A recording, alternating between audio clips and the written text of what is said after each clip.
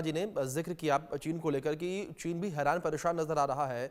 विनोद जी, अगर यहाँ पर ATAGS की तैनाती को लेकर बात की जाए तो जो ऊंचाई वाले क्षेत्र हैं, खासतौर पर अरुणाचल प्रदेश को लेकर बात की जाए, लद्दाख को लेकर बात की जाए, वहां पर चीन के साथ थोड़ी तनातनी की स्थिति ज्यादा देखने को मिलती है। अगर ऐसे क्षेत्रों में ATAGS की तैनाती को लेकर बात की जाए तो कितनी सरलता ATAGS की तैनाती में भारतीय सेना को होगी?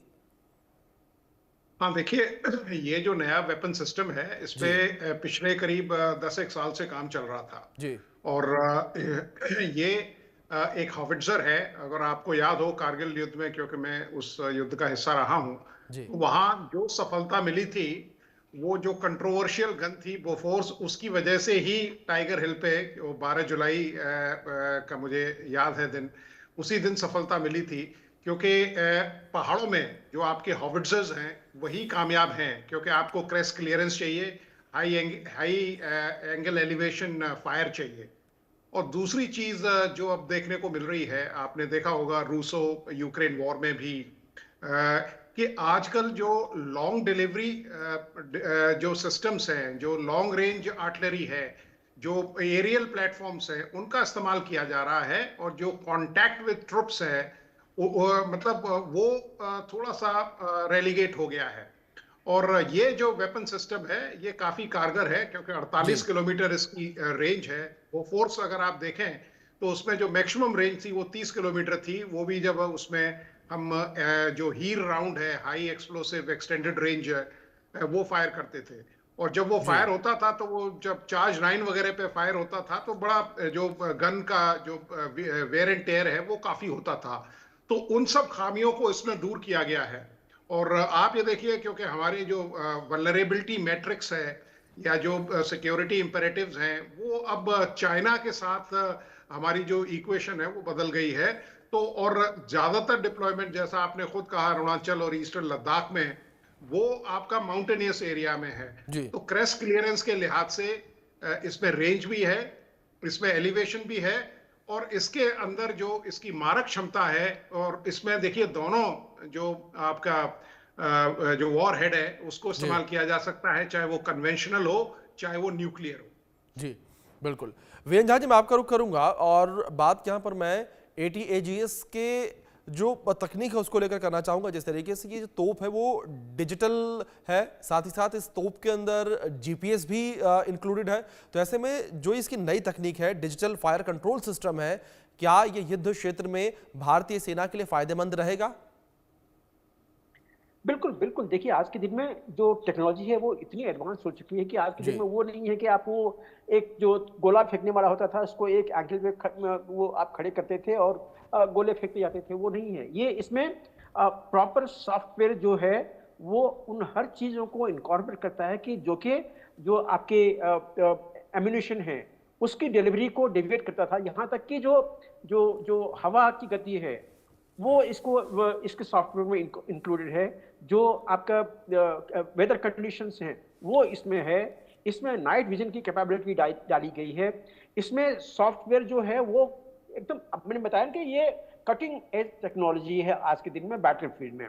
और इसमें हमारे तो जो एयरक्राफ्ट सिस्टम के जो सॉफ्टवेयर जहाँ पे डेवलप होती है केयर, वहाँ इसकी सॉफ्टवेयर बनी है। अब आप अंदाजा लगा सकते हैं कि किस कैलिबर की सॉफ्टवेयर इसकी होगी। जो जिस तरह की सॉफ्टवेयर जाते एलसीए में जाती है जो वेपन सिस्टम की, तो उस तरह की सॉफ्टवेयर अलग से वो एलसीए का सॉफ्टवेयर नहीं है, लेकिन मैं कह रहा हूं कि उसी ग्रेड का सॉफ्टवेयर है, जी। उतनी ही रॉबस्टनेस है इसमें। तो ये जो सिस्टम है ये बिल्कुल एकदम कटिंग एज टेक्नोलॉजी होगा, एकदम हाईली एडवांस है। और मैंने जैसे बताया आपको, आईआरडी, बीडीआरई, केयर, डील, पीएक्सी, ये सारे जो हमारे डीआरडीओ के लैब्स हैं, ये सब अपने अपने जो कोर कॉम्पिटेंस का एरिया होता है, वो चीजें इन्होंने डाली हुई है। अब मैंने आपको बताया कि एलसीए के लिए जी। जो केयर ने अपना सिस्टम बनाया है, वो जो वेपनाइज सिस्टम जो टारगेट डिलीवरी जो पहचानती है, उसको जो कैलकुलेट करती है। एयरक्राफ्ट से हम लोग किसी टारगेटिंग को देखते हैं, वहां तो आजकल के दिन में जो हेलमेट लगा हुआ था HMST, उसमें आप एक टारगेट को देखिए और जहां पे आपका क्रॉस आता है उसको देख के आप बटन दबाइए, जो जो आपका मिसाइल है जाके वहीं पे लगेगा। तो जी। उसमें जो कैलकुलेशंस जो होती हैं कंप्यूटराइज की, उसमें सारी चीज़ें दी हुई होती है, जिसमें कि वहाँ पे हवा की गति क्या है, वेदर कंडीशन कैसी है, और आपका जो अपना जो मोशन है, वो अपना मोशन एयरक्राफ्ट कैसा है, ये तो ऑफ कोर्स खड़ा रहेगा। इसमें ये भी, इसमें भी सेल्फ कंट्रोल इसमें है, मोटराइज सेल्फ कंट्रोल है। लेकिन वो छोटे से गति के लिए जो अपना जो वो पोजीशन चेंज करती हैं, वो भी इसमें है। लेकिन जो टो करनी है लॉन्ग डिस्टेंस के लिए, इसके लिए भी टाटा का जो व्हीकल है, वो टोइंग व्हीकल भी इसके साथ में कॉन्ट्रैक्ट लिया गया है। मेरे ख्याल से शायद 7,000 करोड़ रुपए का ये सीसीएस ने आज के दिन में ये दी हुई है, जिसमें शायद 300 से ज्यादा गन्स हैं, और इसी तरह से कुछ टोइंग व्हीकल जो हैं, वो भी इसके नंबर से ज्यादा ही दी गई है, जिससे कि स्पेयर हमेशा आपके पास में रहे। तो इसको जी लंबी गति तक आप अपने ही व्हीकल से टो करके ले जा सकते हैं, किसी के ऊपर में इंडिपेंडेंट नहीं रहनी पड़ेगी। और सबसे बड़ी चीज है कि 2019 में ही इसमें लगभग 67% जो थे वो इंडिजिनस कंपोनेंट थे। जी आज के दिन में, आज हम 2025 की बात कर रहे हैं, 6 साल हो गए हैं, कितना गया है ये तो मैं आपको नहीं बता सकता हूँ टीवी पे।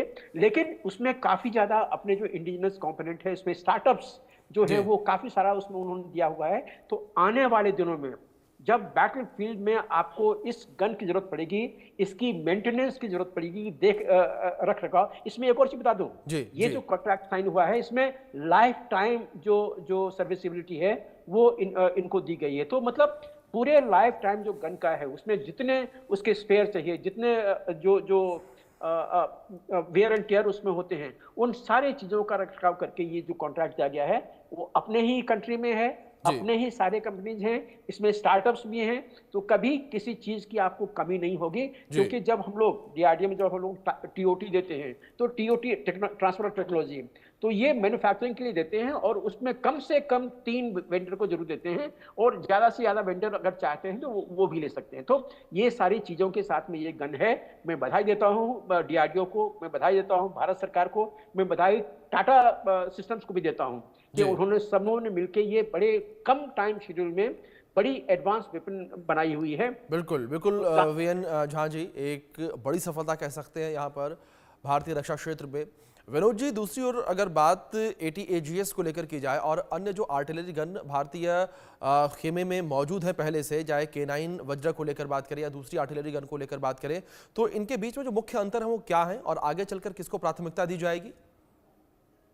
देखिए, जो जिस तरह से टैक्टिकल बैटल एरिया रीडिजिग्नेट और रीशेप हो रहा है, जी उसमें अब जो नया कॉन्सेप्ट है वो हाइब्रिड वेपन सिस्टम का है, जी क्योंकि इसके अंदर जो गन हाउ है, मतलब जो पहले गन्स हुआ करती थी, जी मीडियम गन्स, तो उनकी मैक्सिमम रेंज करीब 30 किलोमीटर हुआ करती थी, और वो भी बहुत अच्छी रेंज मानी जाती थी जब हम लोग यंग ऑफिसर्स से।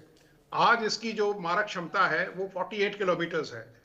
50 और 60 किलोमीटर रेंजेस के वेपन्स भी अवेलेबल हैं। तो इसके अंदर दोनों है, हाई एंगल एलिवेशन है, और पहले क्या होता था, अगर माउंटेन्स में कोई जो यूनिट थी वो जाती थी या डिप्लॉय होती थी, तो वहाँ जो वेपन सिस्टम थे, या तो वहाँ की जो यूनिटों से टेक ओवर किए जाते थे या उनके अंदर कोई मॉडिफिकेशंस किए जाते थे। तो ये एक ऐसा वर्सटाइल वेपन सिस्टम है कि इसको आप प्लेन्स में भी इस्तेमाल कर सकते हैं, और माउंटेन्स के लिए तो एकदम ये कहते हैं रामबाण है, बिल्कुल ब्रह्मास्त्र है। तो आजकल ये सिस्टम दिया जा रहा है कि जिसके अंदर आपके जो गन हाउ हैं, मतलब उसके अंदर गन की क्वालिटीज भी है और एक हॉविट्जर्स की भी है, क्योंकि हॉविट्जर जब बोफोर्स आई थी तो उन्होंने एक रेवोल्यूशन पूरा ला दिया था। और आप देखिए, कारगिल में जो सबसे कारगर वेपन साबित हुआ था वो बोफोर्स गन्स थी। जी तो इन सब के लिए अगर, क्योंकि हमारी जो ज्यादातर डिप्लॉयमेंट है, अगर आप देखें, या जो हमारे जो वल्नरेबिलिटीज हैं, वो चाइना एक एडवर्सरी है और पाकिस्तान है, और माउंटेन वॉरफेयर में इसका कोई दूसरा सानी नहीं है। जी तो ये जो वेपन सिस्टम है ये काफी अच्छा है। इसके अंदर जो TNT कंटेंट है वो भी काफी अच्छा है, और काफी वैरायटी है इसमें। जो आप इसमें जो आप राउंड्स फायर करते हैं, दोनों कन्वेंशनल या न्यूक्लियर, या जो हाई बर्स्ट है, बिकॉज माउंटेन्स में हाई बर्स्ट एमिनेशन भी काफी कारगर सिद्ध होता है, क्योंकि जी लोग या तो मतलब वहाँ जंगल होते हैं, कारगिल को अगर आप छोड़ दीजिए, या वो पिल बॉक्सेस में होते हैं, या जो पाकिस्तान जिनको संगर कहता है, तो वहां के लिए भी ये काफी कारगर वेपन प्रणाली है। जी। जहां साहब मैं आपका रुख करूंगा, जिस तरीके से आपने